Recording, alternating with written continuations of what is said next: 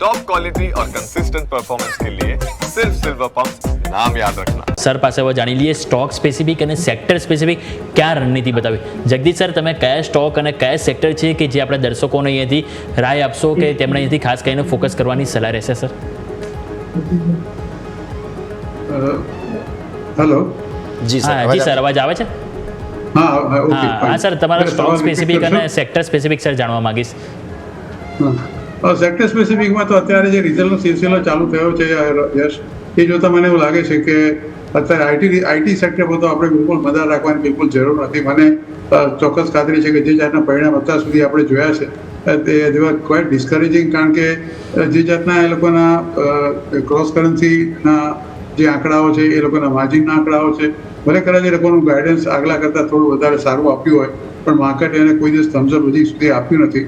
સાથે સાથે મને એવું લાગે છે કે જે કદાચ મોસ્ટ ડિપેન્ડેબલ સેક્ટર અત્યારે તમે ગણી શકો તો એ એક તો ફાર્માસ્યુટિકલ છે અને બીજું બેન્કિંગ સેક્ટર છે. અને એમાં વિશેષ કરીને PSU બેંક મારી દ્રષ્ટિએ સૌથી વધારે આ વસ્તુમાં થોડાક આગળ પડતો ભાગ ભજવશે.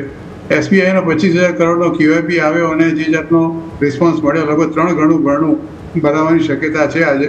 તો એ જાતના PSU બેંક્સમાં અત્યારે મને એવું લાગે છે કે દમદાર તેજી રહે તો બિલકુલ નવાઈ નહીં.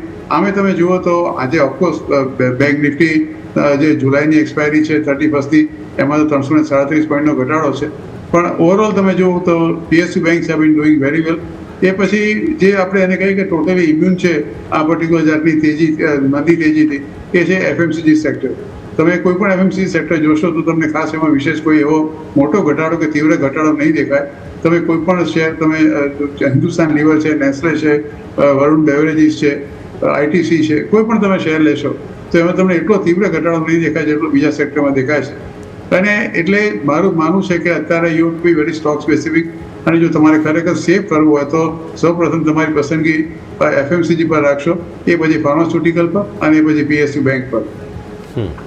ઓકે, સો વ્યૂ આ બધી જ સરકારી બેંક્સ વગેરે બધા પર રાખવાનું રહેશે.